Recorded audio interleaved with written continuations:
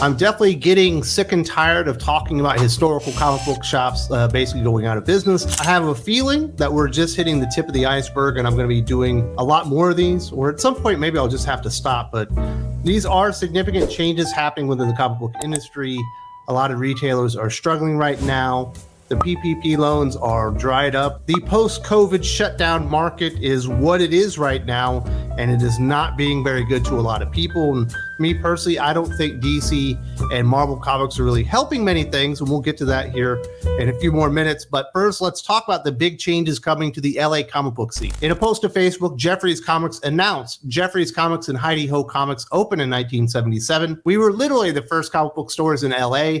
But now, sadly, Geoffrey's and Heidi Ho Comics must close their doors December 31st, 2023. As for why the comic shop is shutting down, an image attached to the Facebook explains, it wasn't one single thing that caused this closure, though COVID was a major contributing factor. And they do explain a lot of the things that were going on. Apparently, the owner has some pretty severe medical issues, kind of lay that out.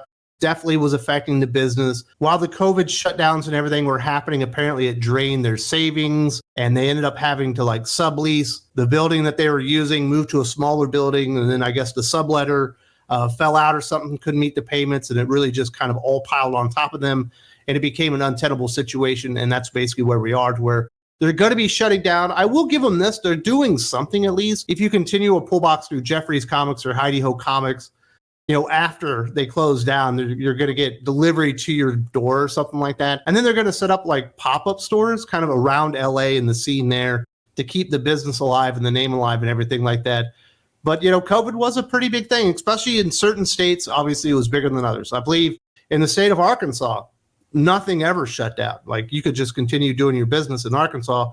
But in a state like California, obviously the repercussions were a lot more severe when it came to operating small businesses. That's why Amazon and Walmart and a lot of these other mega corporations ended up doing so well, because everyone was forced to kind of move over to there to continue shopping while everything was closed down, and you were basically forced to stay inside almost at all times. There was also a few other things. I remember Heidi Ho Comics specifically doing like a GoFundMe, because apparently during like the riots that were happening 2 or 3 years ago, I believe their store was majorly damaged. I think they needed like $43,000 for renovations, and then to cover the cost of like the stock that was lost and stuff like that. So that was probably also another major contributing factor there. But another thing they mentioned that I did want to get out there, a lot of comic book shops are looking to new avenues of revenue outside of just comic books, like being, I don't know, like geek culture stores, where you have tabletop gaming, maybe you have Magic the Gathering,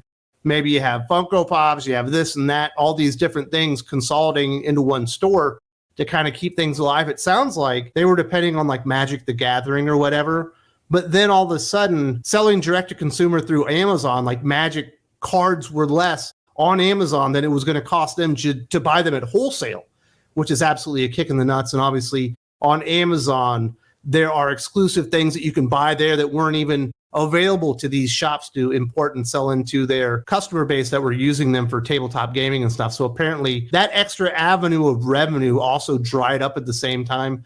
But it is a comic book shop. So let's talk about what they had to say regarding the enthusiasm around comics these days. Speaking about issues with comic books, the shop stated, for the first 40 years, Diamond Comics was our single service supplier. As they lost the rights to distribute Marvel and DC comics, what had once become a streamlined process, or doing one order and picking up from one location, became multiple orders with multiple ways of delivery, with multiple days of releases.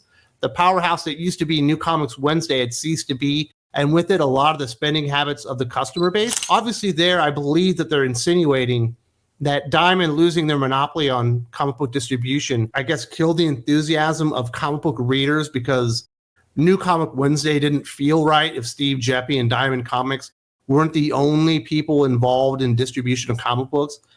I understand it certainly caused a lot more work. The logistics are different when you have 3 major distributors. You're talking about Lunar, Penguin Random House, and Diamond. Lunar being DC, Penguin Random House being Marvel, and then Diamond being Image, or at least until recently it was Image. I believe they're also going to Lunar as well. And that certainly causes a lot more overhead, logistics, stuff like that. And yes, Lunar comic books are supposed to be available on Tuesday, But I don't think that's really what caused New Comics Wednesday to not be a thing. Like, I don't think customers are going, oh man, Diamond Comics isn't a monopoly anymore. I just don't know if I can support Batman, man. I really love the X-Men, but Steve Geppi, not getting his cut. I just don't know if I can be excited about this. I think really the death of the tentpole comic books over the last 3 or 4 years at DC and Marvel has really just become this enormous albatross sitting around the neck of retailers nationwide. When you think about the tentpoles from DC, Batman, obviously still a really big seller, but not quite what it used to be. And, Gotham War right now sucks. The stuff before this with Chip Zdarsky following a really good start on Failsafe just wasn't very good. It didn't get people excited. Ram V's been on Detective Comics for a long time now. And as far as I know, he's telling the same story he was in the very first issue. Like, it really went nowhere. So Batman's not really all that hot anymore. And yes, we have had some miniseries and stuff like that were really cool when you think about Mark Silvestri doing Batman and Joker, or Todd McFarlane and Greg Capullo doing Batman Spawn. But those are miniseries. Those are one-shots. Those are really going nowhere. And if Batman's not a really cool, hot character, that has a net negative effect on DC Comics and the retailers. Then really their other big tentpole title would be Superman, and they just let Brian Michael Bendis squat on that character on both titles for like 2.5 years and just destroy. It feels like Superman's coming back in popularity. I don't know that it'll ever get back to where it's a perennial top 15, top 10 type selling comic book. Maybe someday, but not anytime soon, because they damaged the brand so bad. They went out there and went for spectacle. Hey, look, we've got the gay Superman. That's why you should be supporting Superman comic books. It turns out that didn't really resonate with fans, and with everything that Bendis had done prior, a lot of people gave up on Superman. And I was going, hey, should we come back to Superman? Phil Kennedy Johnson's doing a really good job. But I've been here so many times. I know DC's going to do something to screw it up. And hey, I just did the solicitations for January. Phil Kennedy Johnson's not on Action Comic Books anymore. It's Jason Aaron. Oh, the character destroyer, Jason Aaron, the guy that ruined Wolverine and Punisher. Like, are you kidding me? This is the guy that you want to get people excited about Superman? It doesn't really work like that. So those are the big tentpoles. Maybe if DC had a third tentpole, it would be like Justice League, maybe, when it's hot.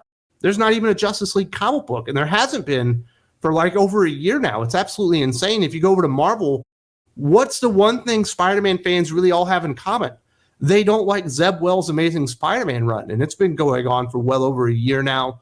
Think about the X-Men. When House of X Powers of 10 started, everyone started showing up at their comic book shop. They're like, hey, I haven't seen you in 10 years. Where did you go? Well, I heard X-Men was good again. I decided to come back. And all that goodwill was just wasted so Jordan White could import a bunch of idiots, the Legion of Doofuses, and just basically destroy the entire line right there.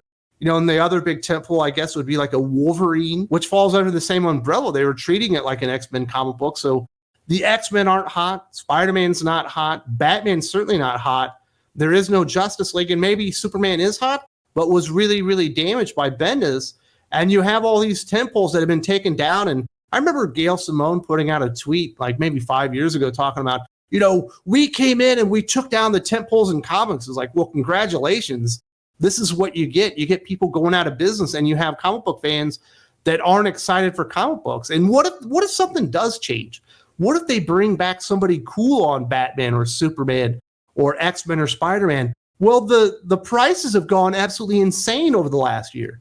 I was doing my Patreon exclusive comic book solicitations for Marvel and DC this past weekend, getting them ready.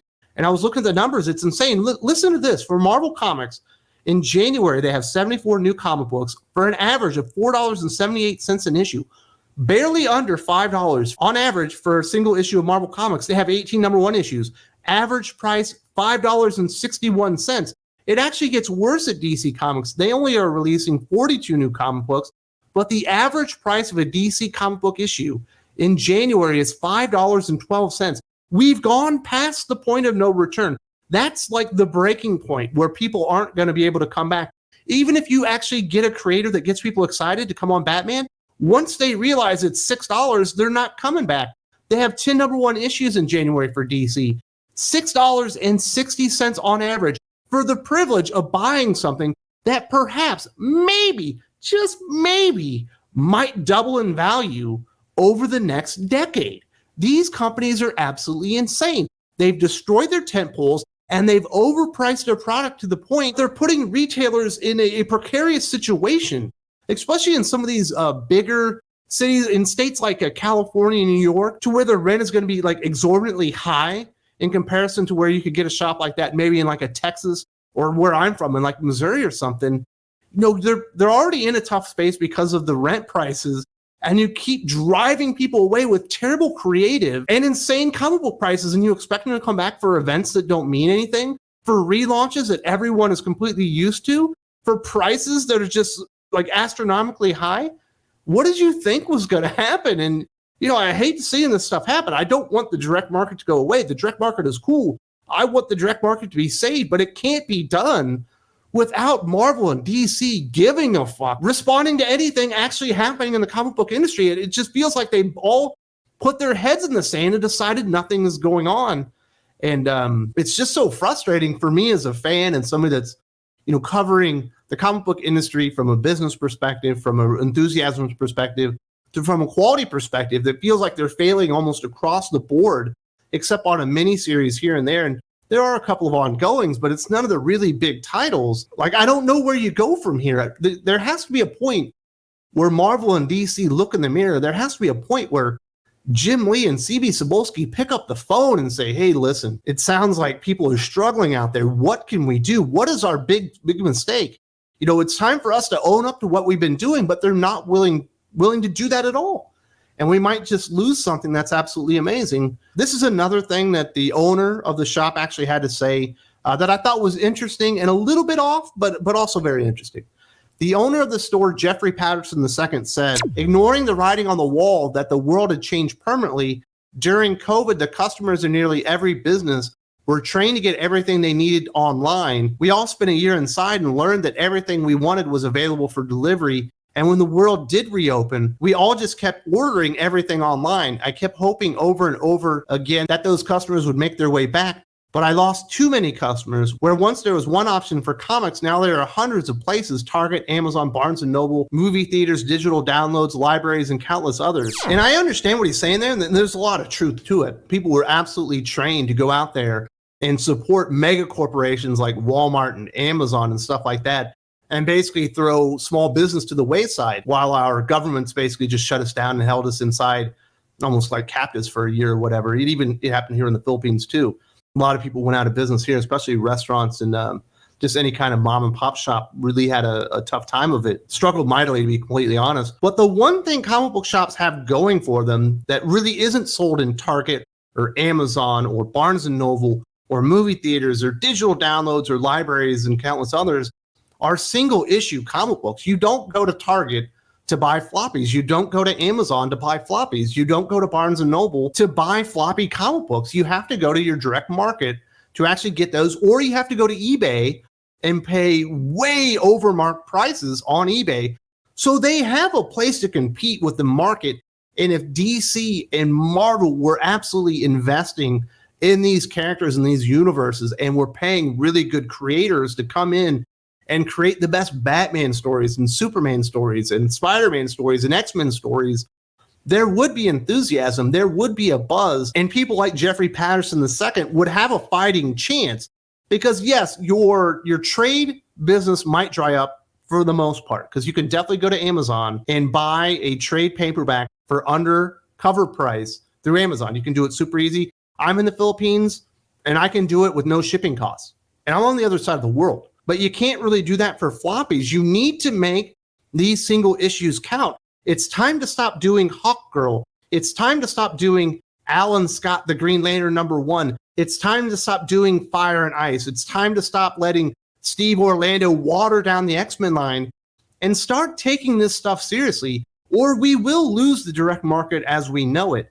There might be a few shops left here and there, but it's going to go the way of Blockbuster. But the big difference being, floppies are still out there. There is an interest in floppy comic books. There's something unique about them that is not being exploited by Marvel and DC. They're writing everything as if they're trades and breaking it up into 22-page segments rather than filling these comic books with so much fun and entertainment and so many exciting things happening that you can't miss the next issue when it comes out. Kind of like what happened with House of X Powers of 10. That's really the last time I remember this happening, to where the comic book was so good and things were so hot and heavy that you couldn't miss out on being there on the first day. You didn't want to hear the spoilers that day or the next day. You had to be there first thing on Wednesday morning to get the comic book, just so you wouldn't fall behind.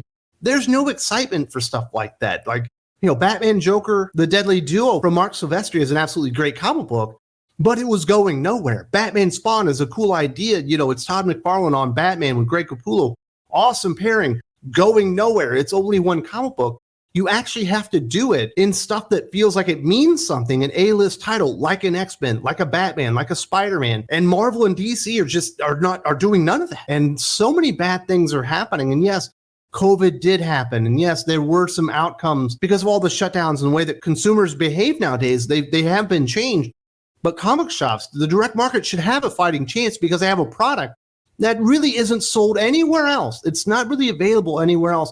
But there's nothing out there that feels like you have to get it every Wednesday, or you might get spoiled, or you won't be a part of that conversation. There isn't a conversation going on right now because the quality just isn't there. And I understand that the people behind Geoffrey's comics and Heidi Ho comics don't want to go out there and be like, yeah, DC and Marvel didn't make great comic books. Their woke agenda really fucked us over in the end. And I understand that they probably champion stuff like that. But at some point, you have to realize what has been the major failing of comic books over the last 5 to 10 years. It's like the Grizzly Man guy. You're like, well, he wouldn't have wanted that bear to get killed that ate him because he loved grizzlies too much. Well, that doesn't change the fact that the grizzly ate him, whether he liked it or not. And sometimes you have to realize who's victimizing you here. It's certainly not the fans that are screwing you over. It's the publishers that are screwing everybody over by not putting out product that is absolutely must read, by pricing it up so much that it's not even funny, by creating events that mean absolutely nothing, by restarting everything over and over and over again to where none of that stuff just means anything anymore. What's the number one comic book anymore? What's Batman #1 really mean these days? Just another reset, another opportunity to stop reading Batman. And of course, this isn't the first time that we've seen this story, even within the last few months. I kind of talked about it. How many more of these comic shops need to go out of business before DC Comics and Marvel Comics start actually taking some initiative and doing something to fix the problem? Definitely watch this video right here. There's also a link in the video description.